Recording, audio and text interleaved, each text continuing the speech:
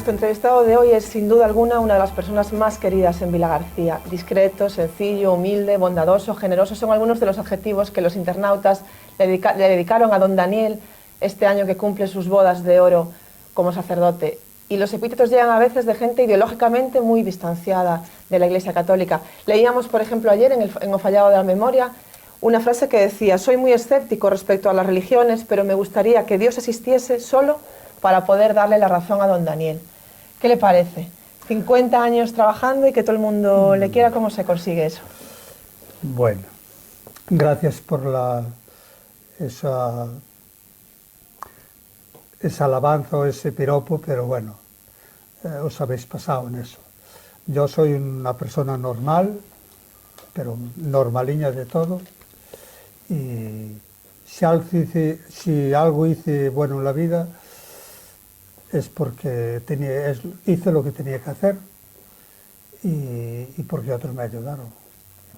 La vida es un regalo y a través de esa vida recibes muchos regalos que a veces, pues eso, no valoras ni agradeces. Y yo todo lo que soy como sacerdote y como persona, que tengo muchas cosas negativas como somos humanos y muchos fallos, pues miro ahora para atrás y digo, pero si estas personas, si estas no tuvieran esta oportunidad, si esto, pues yo no sería nada, ni haría nada, o casi nada. De todas maneras no lo decimos entonces, nosotros, eso de la frase de que solo por darme la razón a mí que existiera Dios, bueno, yo creo que Dios es bueno que exista para encontrarle más sentido a la vida, para tener donde apoyar nuestra existencia, para agarrarnos a algo seguro y definitivo, porque todo lo demás pasa, y entonces necesitamos una esperanza y una seguridad.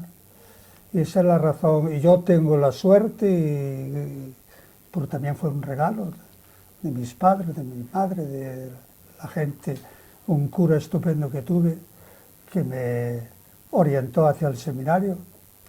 Y por eso digo que eso es una bendición. A veces me pregunto, ¿cómo concebiría yo mi vida? ¿Cómo entendería yo mi vida si no existe Dios? ¿Qué soy en definitiva? O sea, ¿qué me espera? O sea, y yo respeto a los que no creen, pero yo pensando en mi vida, digo, pues no sé cómo podría yo enfocar la vida. Pero su vida hubiera tenido sentido aunque no existiese Dios con todo lo que ha ayudado a la gente, ¿no? ¿Cómo llega a esa...? Es que Dios actúa a través de la gente. Dios no actúa en directo, no te manda a ti unas cosas directamente. Dios te ama a través de tu madre que te amó, Dios te dio la vida a través de tus padres. Dios actúa en directo por detrás, no da la cara así. Necesita del hombre para mostrar su amor, necesitó hacerse hombre para que pudiéramos ver un poco lo que es Él, porque Él es invisible, ¿no?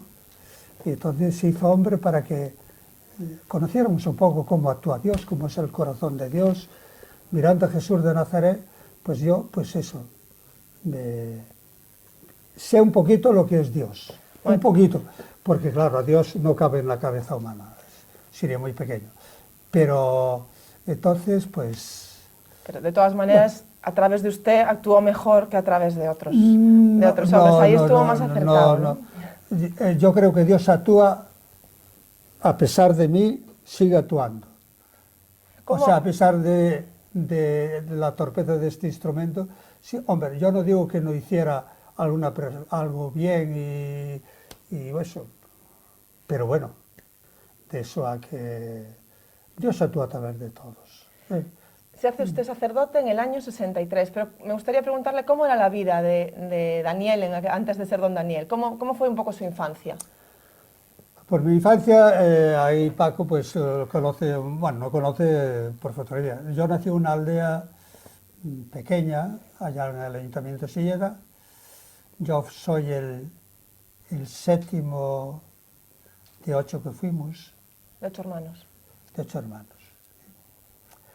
Y pues una vida de una aldea, pues allí éramos, hambre no pasamos, no nos faltaba lo importante, lo esencial, pero de eso, de lujos y eso nada, o sea que había que compartir, a veces nos peleábamos, a veces, pero también gozábamos mucho y lo pasábamos bien.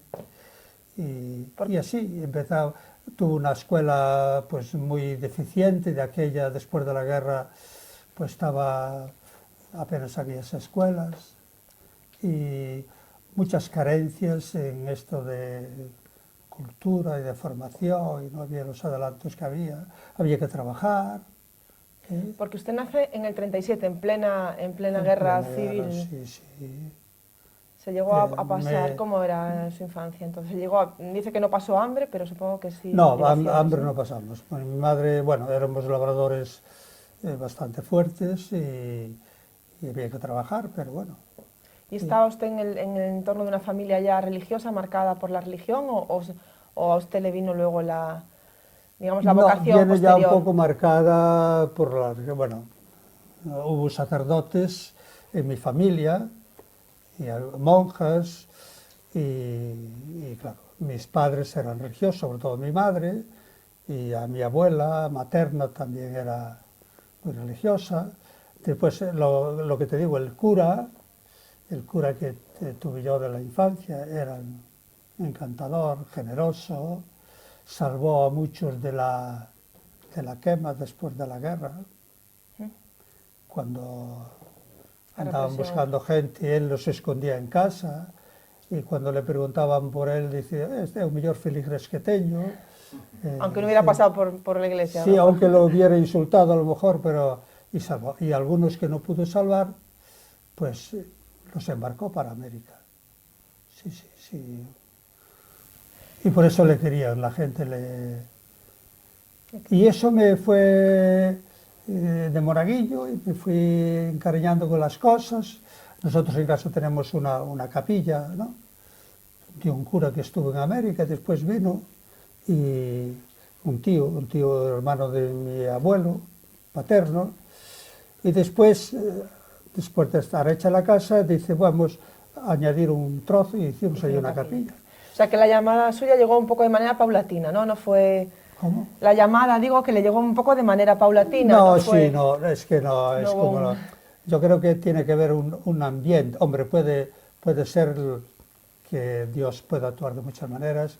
A San Pablo, pues, de un plumazo le hizo ver, ¿no? Y hay tantos que se convirtieron. San Francisco de Asís y otros. Pero bueno, lo normal es que haya un clima que facilite es el ponerte en contacto con lo religioso, con los valores cristianos, con el conocimiento de Jesucristo, ese personaje pues que fascina cuando lo conocemos de verdad y que pues hizo un cambio en la historia de la humanidad. Y entonces, y pues la misa, y me acuerdo que pues muchas veces, pues yo en la capilla que tenemos, en el oratorio, celebraba yo misa. Sí, antes de ser, cuando era niño, vamos. Cuando era monaguillo, cuando pues lo que había, pues lo hacía, y aún, pues una anécdota dice, estuve escoitando a teu irmán, un veciño de alí, que ben canta, cantaba como o prefacio da misa, dixo, bueno, non era cantar moi ben, pero bueno, bebía. E entonces foi cando el cura dixo, hombre, por que non te animas? Y pruebas, si ves que tal. Yo tenía ya un tío cura, otro estaba de canónigo en Santiago, y un tío fraile, franciscano, y se animó. Otra tía monja, o sea que era una familia ya, ambiente, sí. Y se hace sacerdote en el 63 y enseguida llega a Vilagarcía, ¿no? Enseguida los chicos de la parroquia hacen un club que ellos llaman ahora en internet, tienen alguna referencia, y llaman el Club de Don Daniel, ¿no? Que hacían cosas como recogida de cartón. Cuéntenos un poco aquella época. Bueno, yo tuve la suerte que el más joven, el que llegaba, pues le encargaban los barrios y los jóvenes. Claro. Y le tocó Y a mí me tocó pues un grupo majo de jóvenes. Bueno, empezamos a formar un grupo, hicimos pues eso, muchas actividades. Inauguramos aquí la Feria del Libro y con el dinero que sacamos pues empezamos a hacer una escuela para los gitanos. Entonces nos metimos en el rollo ese. Hicimos en la feria de esta que había de exposiciones pues una taberna para vender helados y para vender bocadillos. Y fuimos haciendo cosas así, ¿no? Y después otra cosa en los barrios. Para mí fue una suerte que me encargaran los barrios, de verdad. Yo en el seminario conocí a Jesucristo teóricamente y también la oración se conoce, pero el contacto con los pobres, con las necesidades, me ha hecho aterrizar. Siempre se ha volcado usted muchísimo con Mira, los es pobres. que te voy a contar una anécdota. Al poco de llegar a Villa García, cogimos el coche y fuimos a ver a Caldas con un grupo de jóvenes. Y cuando ahí ensayar, encontramos a un hombre tirado en la cuneta. Y entonces a mí lo primero que se me ocurrió ir a casa del cura a buscar para que lo administrara, para que... Y claro, y cuando volví a la casa del cura, que no estaba, ya habían llevado el sacerdote, o habían llevado al herido. Al herido, sí. Y allí unos felanos me dijeron, claro, ellos no sabían que iba a casa del cura. Así, porque yo paré, iba con el coche, eran 2 caballos que me regalaron en la primera misa, y me paré, y lo primero que este hombre está muriendo, pues hay que salvarle el alma, ¿no? Y me fui corriendo. Y cuando llegué a los pisanos me recriminaron, ¿no? Por dejar allí tumbado, pudiéndolo llevar el coche al hospital o de aquella era el Sanatorio Santana. Y aquello me hizo pensar un montón. Bueno, No hay que y hay que atender primero las necesidades materiales y aquello de hermano en vida. El hermano es cuando hay que ayudar a la gente, ¿no? Bueno, con esto quiero decirte que, claro, vino pensado en salvar almas y que la gente fuera al cielo y tal, esas cosas. En la teología de entonces, ¿no? Y hay que salvarlo el ponerte en contacto con las necesidades, con el enfermo. De aquello no había asistentes sociales en el ayuntamiento. Tenías que hacer tú un poco de asistente social, arreglar papeles. Y aquello de verdad, y se volcó me hizo cambiar y además sentía satisfacción. Ver cómo la gente se alegraba. Ahora va a ir un cura y dice, debe estar muy grave. No, yo de aquella visitaba a los vecinos. A los vecinos y si había un enfermo, pues aunque no estuviera grave, pues es que tenía tiempo. Porque una de las cosas importantes es que la burocracia de las parroquias, ahora lo sé desde que soy párroco, ¿sabes? Te quita mucho tiempo. Sí, el papeleo. En papeleos y tal, y arreglar asuntos y archivos y firmisas y casares. Y de aquello yo, como estaba libre, estaba el párroco, estaba don José, y estas cosas pues las hacían más bien ellos, ¿no? En el sentido también hacían lo otro, pero ellos eran los... Y entonces yo... Te quedaba tiempo para lo importante, ¿no? Sí, que era para mí era lo importante y a mí me hizo eso, ver cuál es... ante todo, tenemos que ser humanos. Tenemos que ser humanos porque ese lo... Después entendí mejor el Evangelio. ¿Cree usted que la Iglesia actual, está un poco alejada de ese concepto de ayudar, o alguna parte de la Iglesia está un poco alejada de esa prioridad de ayudar al que más lo necesita en esta situación que estamos ahora? ¿Cómo te llamabas? No me acuerdo. Monse. Monse. Sí. Bueno, pues Monse, mira, es malo generalizar. Hay cosas en la Iglesia. Mira, en la Iglesia somos 1.200 millones de cristianos. Y hay gente que está entre la Iglesia que está dando el callo. Y aquí tenemos aquí al presidente de Cáritas, o el director, que lo sabe, ¿no? Y hay muchas ONGs de la Iglesia que están en las misiones y entonces eso es una iglesia también. A veces pensamos la Iglesia... La ostentación, ¿no? Sí. Bueno, y el Papa ahora también, yo pienso que está dando un poco de... Porque a veces más la imagen, a lo mejor son muy buenas personas y llevan una vida muy austera, ¿eh? Pero da una sensación... Pero es pomposidad, esas ceremonias, eso.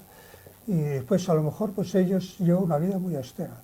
Y vivir en un palacio de estos de la Edad Media no es nada confortable, ¿eh? No es nada confortable.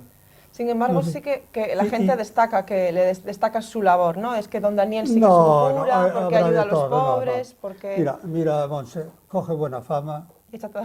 Y echa todo a dormir. Y eso a mí me pasó a lo mejor un poco. Pero habrá de todo. Pero no se echó a También dormir. me llamaron comunista y me llamaron muchas... Sí, es verdad que se decía usted que era el cura pero, rojo, es un claro, poco eran rojo. otros tiempos, ¿no? Ok. Sí. Pero bueno, pero para que vamos a hablar de mi vida. Pero sí. ¿por qué le llamaban comunista? ¿Por ese tema de ayudar a los No, pobres? es que antes o... cualquier cosa que decías en la homilía, Sí, estaba ahí. ya, si no estabas con el régimen, pero así con el régimen, o si decía una cosa, pues ya eres... Pero bueno. Y usted no estaba mucho con el régimen, ¿no? Hombre, había cosas que... Hombre, de aquella empezamos a despertar. Yo empecé a despertar gracias a la JO, que es un movimiento de jóvenes cristianos que se metieron social, y muchos políticos estuvieron metidos ahí. Como la iglesia era el único sitio donde podían actuar, ellos a veces se aprovechaban de estos movimientos de la iglesia para ir metiendo también su mercancía, ¿no? Diríamos. Pero sobre todo me hizo despertar la necesidad de la gente. Había cosas, por ejemplo, la libertad y eso, el no poder uno expresar lo que siente, lo que ve, y tal, pues eso. Pero bueno, a lo mejor tenía que buscar. Me acuerdo que, y perdona que yo a lo mejor estoy pensando en aquello, no marcáis tiempo. Nada, no se preocupe, luego le avisamos. Un tío mío, el tío franciscano que estaba en Pontevedra, me contó esta anécdota. Le dice, viene uno a confesarse. Le dice, padre, me acuso de no estar en la cárcel. El tío se quedó, bueno, y luego, ¿hiciste algún delito? No, pero si fuera un cristiano como Dios manda, un seguidor de Jesús de Nazaret, a lo mejor tenía que estar, me metería en la cárcel. Tenía que estar en la cárcel. Con eso quiero decirte que, ya no sé, bueno. Sí, que siempre dicen algunos, ¿no? Sí, que Cristo, no, claro, había de aquella, pues claro. Un poco comunista también. Pero, bueno, y mi vida después, aquí estoy en Villa García, y después me ofrecieron si podía atender Sobradelo, siguiendo atendiendo Villa García, y marché a Sobradelo con mucho miedo, porque es la primera vez que me enfrentaba a dirigir una parroquia, porque no es lo mismo no ser el último responsable, ser coadjutor o ayudante, que meterte al frente, ¿no? Pero bueno, tuve la suerte que la gente me recibió bien y fuimos allí, bueno, haciendo cosas, pero haciendo la gente, sí. Y en esos barrios que usted hablaba llegaron incluso a dedicarle una calle, ¿no? Que me dice que no le gustó mucho, ¿no? Sí, uno de los barrios. Sí. Que no le gustó mucho eso de que le dedicasen una calle en Trabanca. Hombre, es que...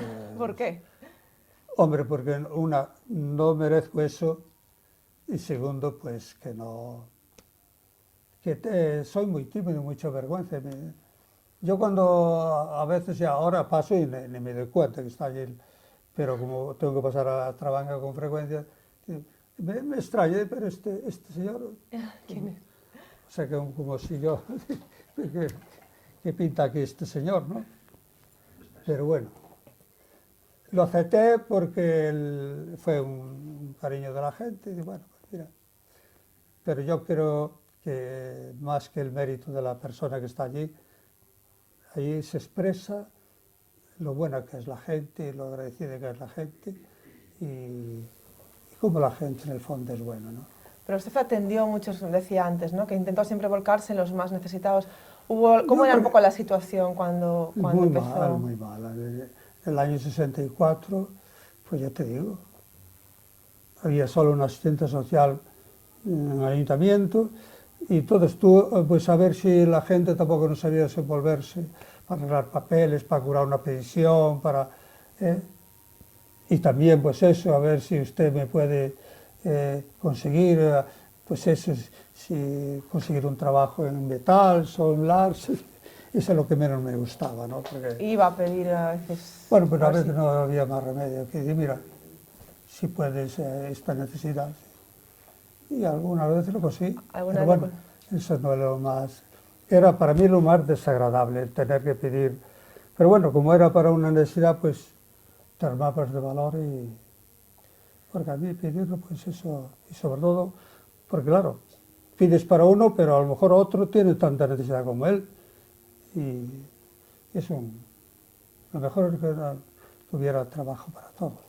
Estamos volviendo, ¿usted cree, un poco atrás en este momento de crisis? ¿Le da miedo que se vuelva un poco a ese nivel de necesidad o se está volviendo ya o ya ve ahora un repunte de la necesidad? Ahí te puede hablar mejor. Luego le preguntamos a Paco también. Yo no sé, mira, yo a pesar de todo tengo esperanza, la cosa no está bien porque cada vez te vienen más gente con su problema y problemas, gente que a veces que yo, algunos quedé alucinado cuando me vinieron no esperaba. A ver si se podía una ayuda, porque era gente bien, estaba bien, ¿no? Y allí en Cáritas Parroquial, que es pequeña y tiene ingresos muy... pero cada vez aumentó un montón. ¿Hay alguna cosa más, alguna lectura de la Iglesia con la que usted no esté demasiado de acuerdo?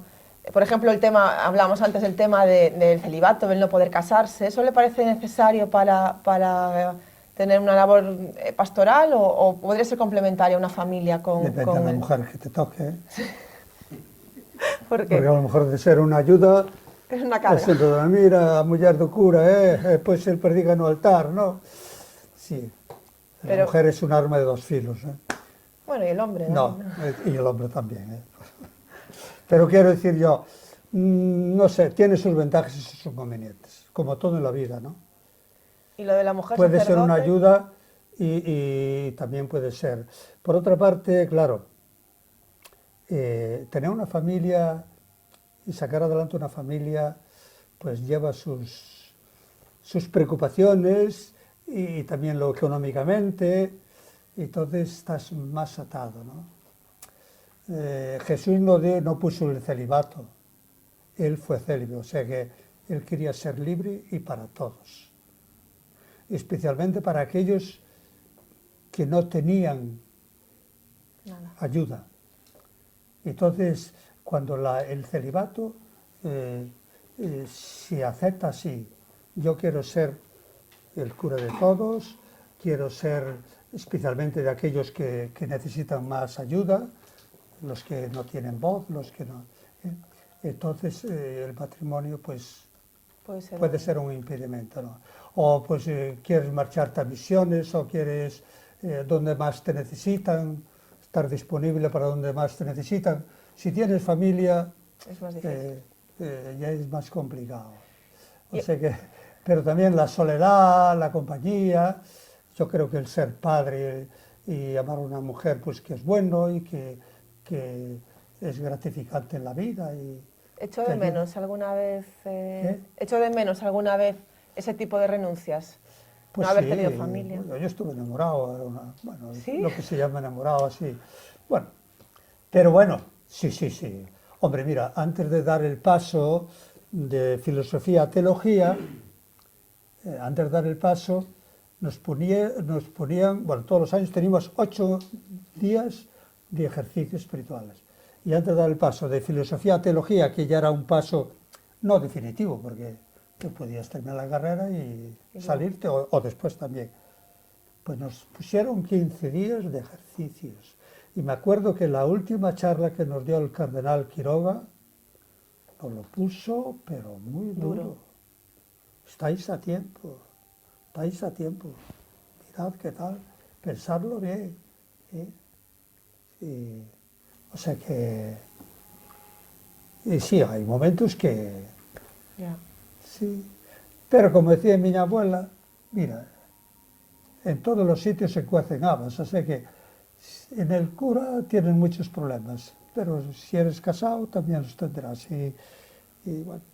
O sea, que se desenamoró y siguió. Yo siempre tuve la idea de que coger un camino que pudiera por lo menos hacer el bien. Mi ilusión era o maestro, o cura, o médico. Fue un poco las dos cosas, maestro, porque llegó a dar clase en el instituto, me parece, ¿no? Sí, Cuando llegó. Y tengo una hermana maestra, jubilada. Y tengo cursos en la parroquia, y tengo médicos en la parroquia, en la familia. O sea que, y entonces, pues eso. Y me decidí por ser cura. Y usted que estuvo tan cerca siempre de los jóvenes, ¿cree que hay también posturas de la Iglesia que pueden estar alejando a los jóvenes, como por ejemplo la prohibición de uso de preservativo, el matrimonio homosexual? ¿Cree que hay ese tipo de posturas de la Iglesia tan rígidas, por ejemplo, pueden alejar a los jóvenes de la Iglesia? No. ¿No? ¿Cree Porque que no llevan caso ya. No. Yo, si se marchan de la Iglesia por eso, mal. Sí. No, yo creo que hay que saber lo que es importante y lo que no es importante. Hombre, la Iglesia hoy ya no, muchos obispos incluso no hacen problema de eso, ¿no? Lo que sí que hace problema es que se tome la sexualidad de una cosa muy superficial, como un objeto de consumir, como tomas un chupachus o un helado en el momento, pero ahí no hay una relación profunda de persona a persona. Y pues la Iglesia la sexualidad le da un valor más, que es una entrega, no es una entrega cualquiera, es eso. Significa que para entregarse el cuerpo tiene que haber otra entrega más de toda la persona para una cosa y para la otra, para lo bueno y para lo malo. En una palabra, quererse. Sentimiento. El sexo, si no hay amor, pues es... pienso yo, vamos. Para usted no tiene sentido. Entonces no es lo mismo tener una relación sexual con una persona que amas y que te ama, como una expresión de amor y de entrega, de unión, de comunión en todos los sentidos de la vida. Comunión de cuerpo, comunión de placer, comunión de sentimientos, comunión de todo. La Biblia lo dice, se unirá el hombre a su mujer y serán los dos como una sola carne, ¿no? Y dejará a su padre y a su madre. Y entonces, pues, claro, la Iglesia, pues, en el fondo, pero bueno, ya hoy creo que ni el Papa hace problemas. Hay problemas más gordos. Mira, esto no sé dónde va a salir, porque a lo mejor digo una barbaridad y después... No se preocupe. No sé por qué, no sé. Pero, por ejemplo, lo del aborto. Con las facilidades que hoy tiene la gente de no quedar embarazada, ¿por qué se tiene que llegar? ¿Por qué no se usan esos métodos? Es mejor uso preservativo que después que que tener que abortar o ya con meses y eso. Es que a veces también no somos responsables. A veces la gente, bueno, pues sale. Al primer cambio, pues, y después... Pero tú eres responsable de tus actos, ¿no? Y entonces, pues tienes que también saber controlarte y saber ser responsable en lo que estás haciendo y las consecuencias que puede tener después. Y Claro, porque que después el inocente, el que no tuvo culpa, es el que las paga. Bueno. Don Daniel, para terminar ya... Perdón, pero bueno, yo no me quiero meter en cosas de eso porque no... Le quitamos del jardín. Para terminar, ¿cómo es el balance un poco de estos 50 años de sacerdocio, estos 50 años en Vilagarcía? ¿Cómo lo resumiría? Es un balance, supongo que positivo, ¿no? ¿Está contento o cómo...? Bueno, contento... Sí, en general sí estoy contento. No por lo que yo haya hecho, sino por haber escogido este camino. El otro día vi en la televisión una entrevista a un misionero y estaba allí, pues claro, dice, usted es feliz. Dice, qué difícil es contestar esta palabra, estando rodeado de miseria, de niños que se mueren, que no tienes, mientras allá en el mundo rico se derrocha, se puede ser feliz viendo sufrir. Dice él, no sé si soy feliz o no, no te puedo contestar. Ahora, dijo él, si volviera a nacer, escogería lo que estoy haciendo. Y yo te digo un poco lo mismo. Si ¿soy feliz? Pues mira, hay momentos gratificantes de verdad, muy gratificantes. Pero también hay momentos malos, ¿no? Pero bueno, yo pienso que si volviera a nacer, pienso que escogería lo que he escogido. Don Daniel. Aunque no soy como debiera ser, pero bueno. Trataremos ahora en la última etapa de la vida que me queda, que ya pues no va a ser mucho, intentar pues eso, como decía yo a Paco aquí, revisar un poco mi sacerdocio, que es lo que, y en lo que pueda mejorar, pues eso. Por lo menos no estorbar, no ser obstáculo para que otros se aparten o dejen de creer, eso es lo importante. El cariño de la gente dice todo lo contrario, que bueno, lo hizo bien, que lo hizo muy bien.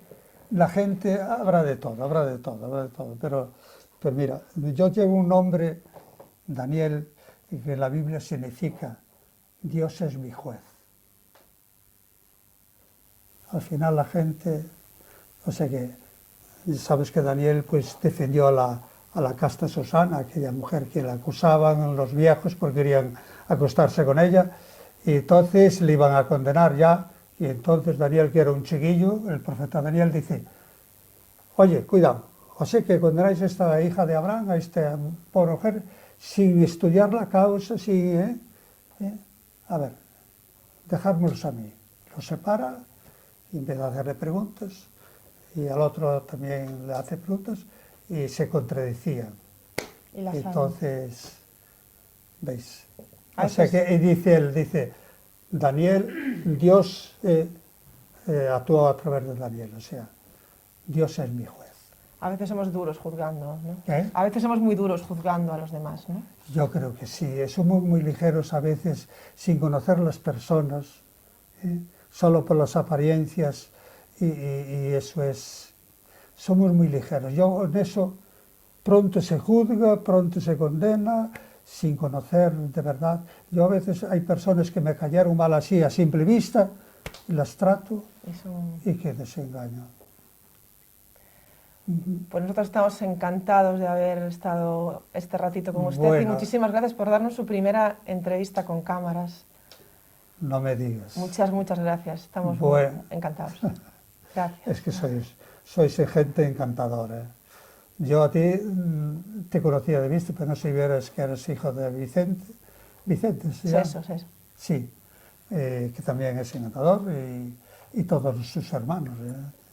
Pero, pues ya lo conocía, por sus obras los conoceréis, ¿no? Yo pues no sabía nada de su vida particular, pero por sus obras, eso lo dijo Jesucristo. Por las obras los conoceréis, no por lo que dicen y no por lo que hacen, sino por lo que hacen. Bueno, muchas gracias. Yo fue una encerrona que hizo Paco, yo que era para otra cosa. Paco es el culpable. Pero Bueno, esto no sale en televisión, ¿no? No, es por internet solo. Ah, bueno. De la romaxe, don Daniel no dijo nada de la romaxe. Ah, es verdad, Bien. que me olvidé que ponía. ¿Pero qué es la romaxe? A ver, que le preguntamos. Don Si Daniel, lo... que explique. Eso es más antiguo que... porque eso es en gallego, porque él lleva mucho de Te- gallego. Es que también tengo una pregunta sobre el que da la misa en No, es que gallego. es que no debías cortarme No, la... no se preocupe, luego corta. Me odia Diego, pero corta. Lo que es cortar. No, que da. ¿Qué es la.? A mí sin galego, A misa en galego. Es que solo tenía una pregunta, a misa en galego, pero. A romaxe se leu dun... Era de eso de Sí, galego. perdón un segundo, que le voy a hacer la pregunta de. Háblenos de qué es la romaxe. Romaxe viene romería. Romería de crentes galegos. Pero admitimos a xente que non é crente, é respetuosa. Entón, isto naceu, pois, hai 30, casi 40 anos. O pai da escritura é un grupo de sacerdotes, que ademais é unha de Ferrol, Chao Rego, Torres Queiruga, algúns galleguistas, sobre todo da zona de Ferrol, que querían unir a fe e máis ser galego. Precisamente fomos bautizados aí onde nace o río Miño, en Irimia, que é o Pedregal de Irimia, en Meira, e ali cantamos un credo, ben, eu renazco galego. Hoxe renazco galego. O sea que era un pouco meter a cultura galega tamén na iglesia. Entón, pois eso, unhas misas así moi tal, con un tema concreto, sobre temas sociales, temas de cultura galega. Bueno. Porque usted da la misa en gallego, ¿no? Por en su hora del... Eu de todo. Eu non son fanático de nada. O sea que, nin do galego, pero bueno, me gusta o galego e penso que hai que promover o galego. Pero tampouco non son fanático. O sea que ten que ser galego por encima de todo. E mira, eu primeiro que a veces teño así un roce, dice, mira, eu fíxeme cura para transmitir un mensaxe de Xesús de Nazaret. O moi importante é que ese mensaxe chega. Da igual en que idioma, ¿no? O idioma é un medio, é unha forma de comunicarnos, de expresarnos, tal, que temos que cuidar, porque é parte da nosa cultura, é o principal da nosa cultura. Pero bueno, se hai que falar, a veces me escapo en galego, me vai a castellano. Independiente. Como máis que nada fala o corazón que a cabeza, pois a veces sin darme conta, empezan o canto en galego, sigo en galego. Empezan en castellano, pois comento así, me sale castellano, pero eu non fago problema deso, non. Bueno, perdón por este rollo, porque... Qué mal. Luego Diego me va a odiar. Bueno. No, que va. Muchas gracias. Bueno.